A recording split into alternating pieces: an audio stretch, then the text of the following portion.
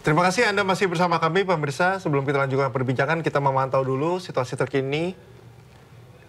Tapi sebelum kita memantau, kita berbincang kembali Mbak Donna, apa kira-kira yang harus disiapkan, mungkin kita bicara Jakarta dulu ya, menghadapi misalkan 2 putaran misalnya, apa saja hal-hal yang perlu dipersiapkan? Strategi jitu apa sih yang paling gitulah gitu? Iya.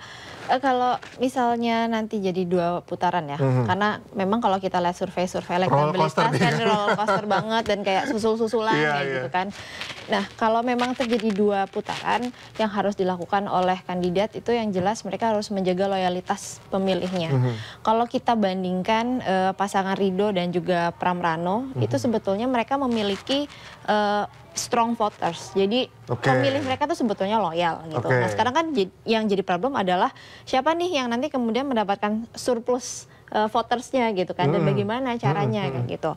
Nah, di sini selama mereka bisa menjaga loyalitas dari strong voters itu sebetulnya bisa securing mereka. Dan yang harus mereka lakukan lagi adalah mereka harus memetakan nih bagaimana untuk mendapatkan surplusnya. Karena kalau kita lihat secara background sosial ekonomi dari mereka yang masih swing dan ada kecenderungan sedikit ke Ridho maupun sedikit ke Pramrano, itu sebetulnya secara background masyarakatnya itu sama. Jadi ini di sini harus benar-benar jeli sekali ya untuk merebut ceruk suara dengan background yang sama ini supaya bisa jadi surplus voters untuk mereka. Dan menarik juga di pasangan, kalau kita lihat pemilih PKS di DKI Jakarta, ini kan mereka pemilih masyarakat yang memilih PKS itu sayangnya mereka belum menjadi strong voters baik bagi pasangan Ridho maupun bagi ketiga pasangan lah sekarang kalau kita lihat. Karena kaget dengan pilihan politik tadi. Iya, jadi nah ini kemudian sebetulnya bisa dikapitalisasi sih ya para pemilih PKS ini gitu kan, karena sekarang mereka masih terbelah nih. Mereka masih terbelah, itu sebenarnya bisa diambil, tergantung mana yang mau ngambil, yang diusung oleh PKS atau yang bisa melakukan strategi lain sehingga mengambil ceruk suara dari para pemilih PKS ini. Karena memang faktanya ada yang ke kubu sebelah dan ada yang ke sebelah lagi, dan ini sebetulnya bisa menjadi potensi. Tapi yang jelas dari semua itu nanti yang masuk ke putaran kedua itu jelas harus menjaga strong voters masing-masing. Pemilih loyalnya harus betul-betul di-maintain, dan selain itu mereka harus punya strategi yang berbeda. Karena untuk merebut ceruk suara yang dengan background yang sama. Oke, kita melihat dulu pemirsa saat ini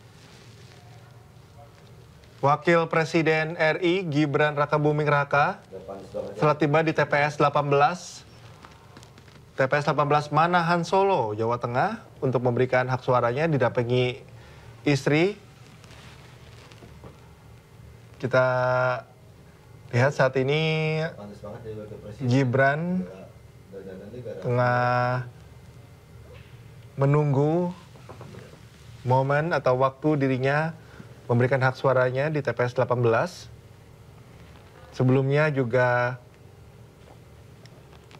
Presiden Jokowi sudah memberikan hak pilihnya pemirsa di Solo. Kita akan memantau terus nantinya bagaimana Gibran akan memberikan hak pilihnya. Tadi kalau kita berbicara mengenai potensi 2 putaran, nah kalau misalnya kita bicara mesin politik, banyak yang mengatakan ini nomor 1 mesin politiknya belum maksimal. Kalau menurut Anda bagaimana? Atau nanti kalau misalnya 2 putaran, apakah akan maksimal mesin politiknya? Kalau 2 putaran, masing-masing mesin politik di masing-masing kandidat harus maksimal. Gaspol. Harus gaspol kalau mau menang gitu kan. Karena sebetulnya mereka bisa gaspol kalau sekarang betul-betul dilaksanakan dengan baik gitu ya. Karena kalau kita bandingkan di DKI Jakarta buat jadi pemenang itu susah gitu kan. Kalau bandingkan dengan daerah lain, mereka harus lebih dari 50% baru bisa menang gitu. Kalau di daerah lain kan tidak gitu. Nah, kalau sampai masuk nanti ada 2 putaran, harus betul-betul gaspol gitu, keduanya gitu. Dan harus betul-betul tadi dilihat, kalau bisa pemilih partai pengusungnya juga harus memilih dia, supaya terjadi kesebangunan tadi gitu. Ini jangan sampai kita mengulang di pemilu nasional ya. partai politiknya siapa yang menang, kemudian yang diusung siapa. Nah ini kan menjadi tidak terjadinya asumsi dari pemilu serentak itu nggak terjadi. Harusnya kan ada kesebangunan gitu. Jadi pemilih partai A ya memilih kandidat yang diusung oleh partai A.